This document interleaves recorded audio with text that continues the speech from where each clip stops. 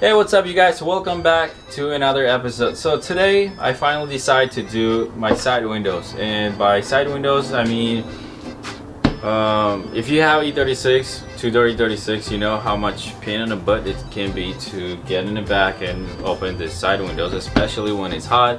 You park your car under the sun. When you get in, you get the idea. So what I'm gonna do is I'm gonna make these power windows. I already did that side, hooked up and everything, but haven't done this. So I'm gonna show you how I did, what I used, and hopefully it'll help you to do your own DIY. So let's look at this here. So this here is from E36, and simple. This one goes on a car. This one goes on your window. Closes, opens. Oh, this way. Yeah, come on. There you go.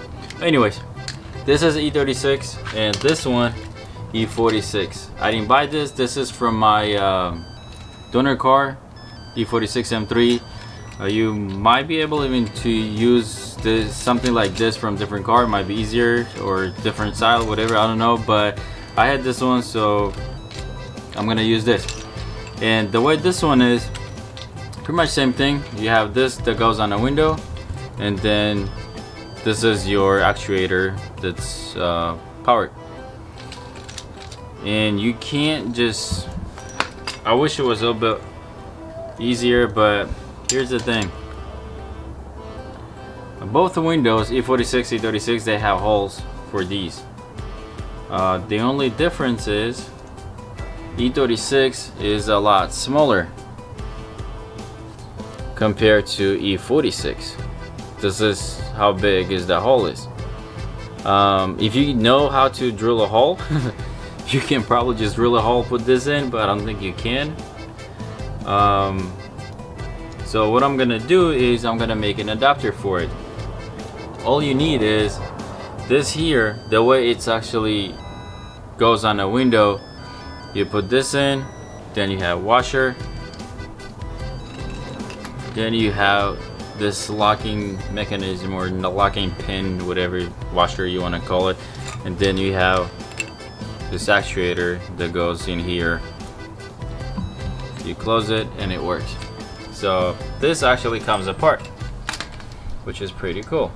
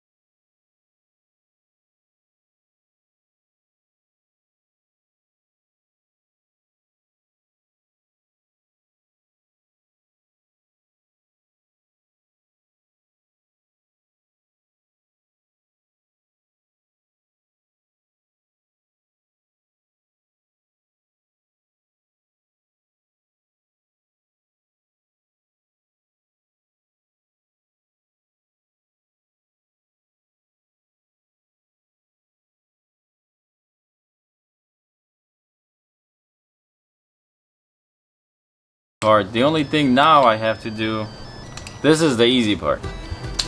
Now I have to either make new bracket or work with this one, which on the other side what I did is actually bend this one back and forth and made this work.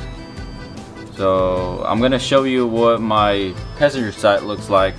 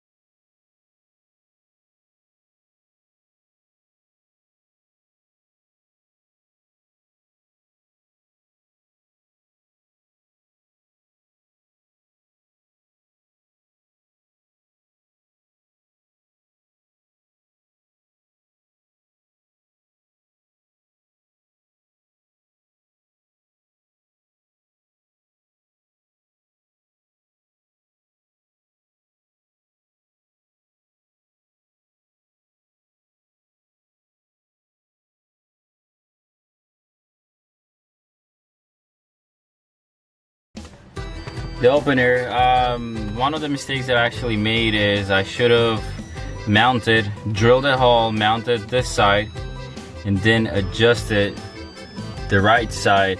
So this way, when this motor opens the window, it comes out straight out, because if it's at the angle, it'll still open, but it's gonna have a hard time opening. So it's best to have it at the angle, well, at straight instead of angle. So since I already have rivets and everything inside and I can't really move them anywhere, what I did is I moved the hull, so it's supposed to be like this. So this way this one goes up and I have a little more room on this side. I also drilled this because when I bent this mount, I couldn't get to the screw here. So to put it on, you can put it from here, but to tighten it, you can go from here and you tighten it. This one's fine, it's a little at the angle, but it's still fine, I can still get to it. But this one's a little tough. And the reason why my passenger side worked pretty good, because my mount is from E36 M3, and I lost my passenger side, or the driver's side, and this is off of regular E46 3 Series 2-door, and they're a bit shorter. So if you look at the difference, you can see the shape of it is same. It goes like this, but this one's a lot bigger versus this one, but it's still gonna work. If you're good with making mounts, brackets, stuff like that, you can probably make a new one, but I'm still gonna keep this one on. So So let's put it on, test it again, and then we'll do the wiring. And in my case, wiring is going to be super easy because mine's 95, and I'll show you what I'm talking about when we're done with this.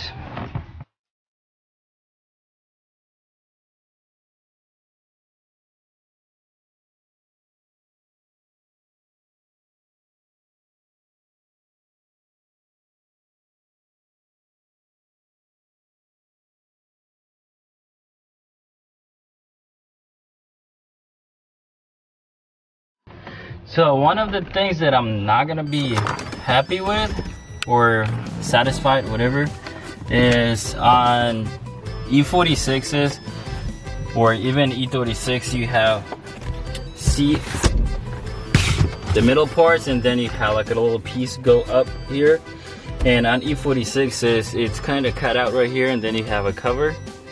And I doubt I can make that on my car, so I'll have to keep it like this, at least for now, till I can come up with something else, either different motors or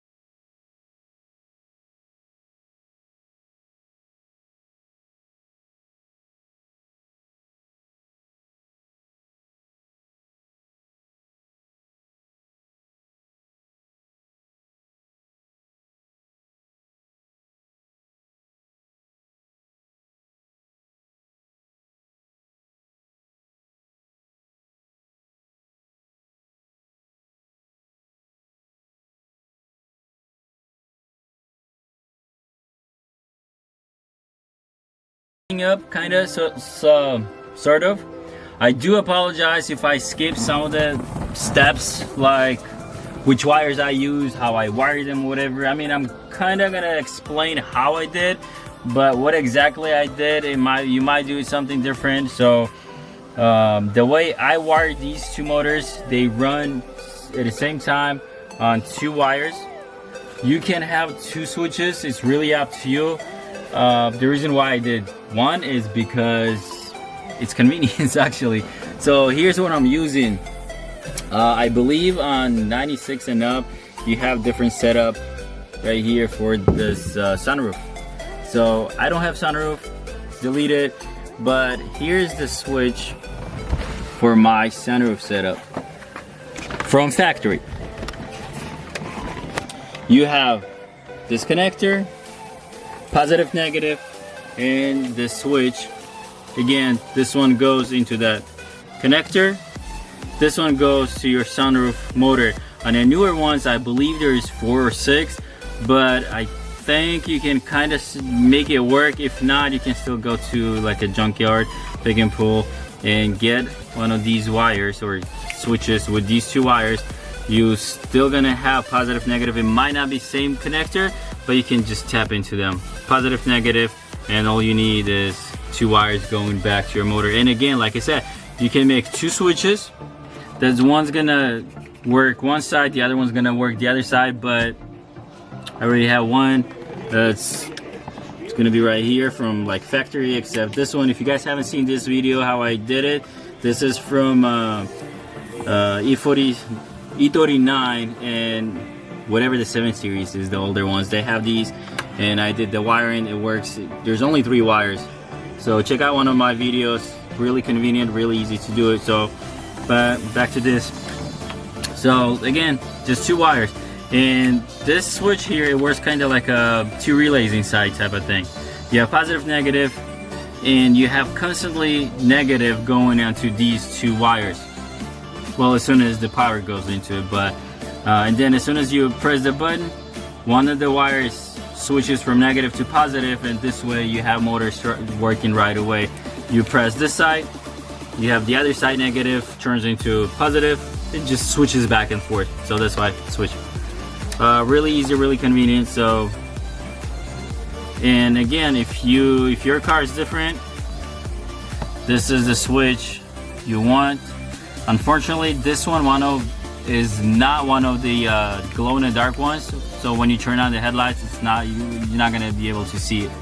So you can probably still find. I tried to wire the ones for the windows, but those have like 6 or whatever wires, and I could not figure out which one goes where. So I gave up on that, and then I found out that you can make this work, and I had the whole setup. And even if you do have sunroof, like in my case, I don't have it. I cut the wires or whatever. But if you do have sunroof, again, you can get one of these from junkyard. These two wires just tap into your positive, negative that goes into your original switch, and then to the windows. So anyways, I'm gonna tuck in this wire because this one's still not inside. Connect this the way it's supposed to be, and we'll be right back. Well, hold on, I didn't show you how it works. Hold on, let me show you how it works. As soon as I figure out how this thing goes back in. Oh, there you go. So my key is already in ignition. Plug this in, and you don't have to worry about this because, like I said, right now it has 2 negatives. So, oh, never mind. Actually, it does glow in the dark. Oh, can you see it? Yeah. I didn't know that. So I guess it's constantly on. Unlike the other ones for the windows, when you turn the ignition on, that's when it comes on. I didn't know that. So, and again, this one's, you can, if you want, like, let's say this one to open, but you press and it closes, all you have to do is just take these 2 wires and flip them around and you'll be good. So, look at the windows, look at the switch. I don't know which one you can do, but it opens. Both sides at the same time, and it closes. I'm doing that. There you go. So, and this is how it's gonna look in the back. Of course, I am gonna cover this up. The only thing is, oh, this is for the light. The only thing is that I'm not gonna have this for now, but I'll see what I can think of for later, and I need the cover to put it back on. So again, I'm gonna put it back together and we'll be right back. Okay, so final test. See, it does lights up. I didn't actually notice that before. So this is supposed to be open, so let's see. Yep, it opens. And this one here is closed.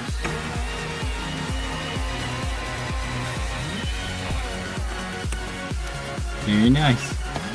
It looks all stuck. In the back, it looks sort of stuck. So this is it for today. If you guys enjoyed the video, if you guys liked it, please hit thumbs up. So this way it kind of helps me out to kind of know you guys do like it, and I'll make more videos.